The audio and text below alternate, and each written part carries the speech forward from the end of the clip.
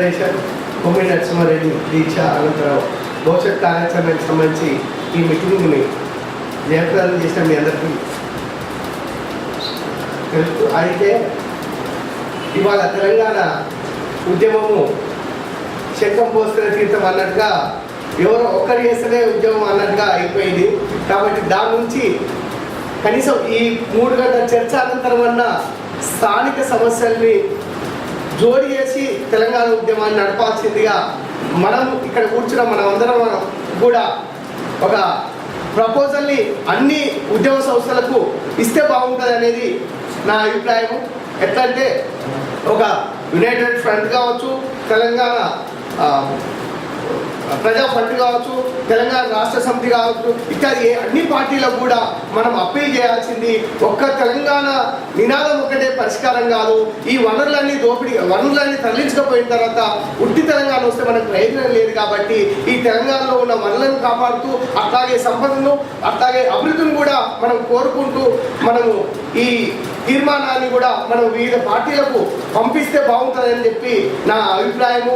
ఎందుకంటే ఎగ్జాంపుల్ మొన్ననే ఈ నల్లగొండ జిల్లాలోని మిర్యాలగూడలో కొంతమంది రాజకీయ నాయకులు వాళ్ళు ఎమ్మెల్యేలు ఎంపీలుగా ఉన్నవాళ్ళు కూడా ఎంపీ నుంచి మొదలుకొని ఎంపీ వరకు కూడా ఉన్నవాళ్ళు దాదాపు 300 కోట్ల రూపాయల విలువ చేసే ప్రభుత్వ భూములు అంటే ఈ సాగర్కి సంబంధించిన భవనాలని కబ్జా చేసి దాదాపు 30-40 ఏళ్ళుగా వాళ్ళు అందులోనే ఉంటున్నారు. అలాంటి వనరులన్నీ దోచుకపోతున్నారు. కాబట్టి వాటికి వ్యతిరేకంగా ఇక్కడ ఉన్న మట్టి మనిషి ఆలగడప పాండరంగారావు మన లోకాయుక్తలో కేసు వేయడంతో ఇవాళ అక్కడ కదలికి వచ్చి అక్కడ ఈ సాగర్ ఆస్తుల్ని కబ్జా చేసిన ప్రజాప్రతినిధుల్ని మొన్న మన డిక్లరేషన్ జరిగిన రోజే విరమించడానికి ముందు రోజే అక్కడ ఒక చెల్లం జరిగింది.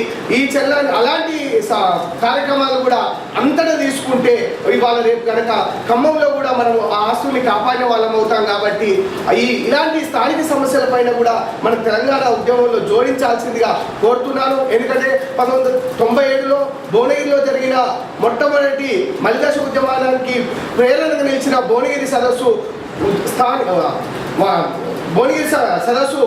సమస్యల ప్రాతిపాదికనే తెలంగాణ రాష్ట్రాన్ని ఏర్పాటు చేసుకోవాలని ఒక డిమాండ్తో ముందుకొచ్చింది.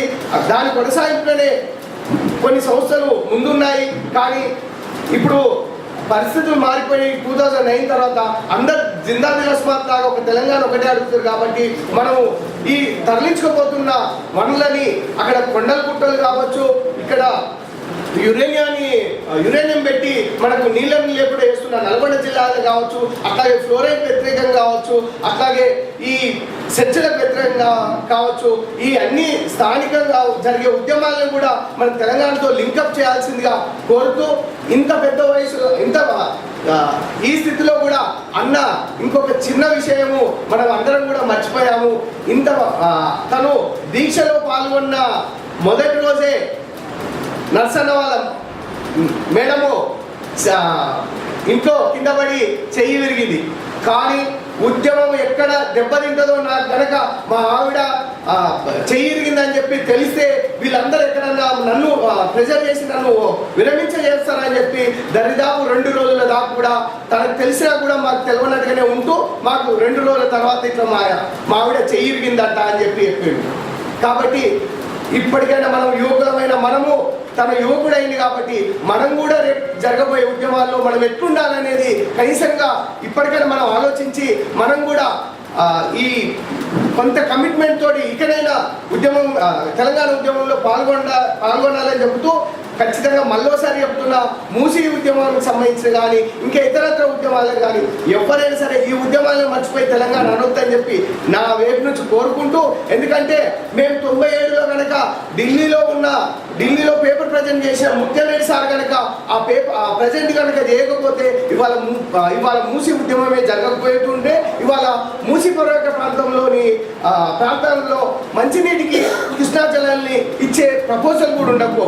ఎందుకంటే ఆ రోజు కనుక ఆ మూమెంట్ రావడంతో ప్రభుత్వం కళ్ళు తెరిచి ఈ ప్రాంతంలో తాగునీళ్ళు లేదు కాబట్టి తాగునీళ్ళు ఇవ్వాల్సిన గత్యంతరం ఏర్పడ్డది. కాబట్టి ఖచ్చితంగా మనం స్థానిక సమస్యలపైన మాట్లాడాల్సిందిగా కోరుతూ రంగాపూర్ డిక్లరేషన్ ని ఒక ఎజెండాగా తీసుకొని ప్రతి చోట రంగాపూర్ డిక్లరేషన్ లాంటి డిక్లరేషన్లు ఏర్పాటు చేసి ఏ ప్రాంతంలో ఆ ప్రాంతంలో ఆయా సమస్యల పట్ల ఆయా వేదిక ఇతరత్ర ఏ వేదికలను ఒక ఏర్పాటు చేసుకుని రంగాపూర్ డిక్లరేషన్ లాగా ఒక డిక్లరేషన్ ప్రకటించుకొని దీంట్లో ఈ తెలంగాణ ఉద్యమ సంస్థలు కూడా రంగాపూర్ డిక్లరేషన్ ని పరిశీలించుటకు దానిపైన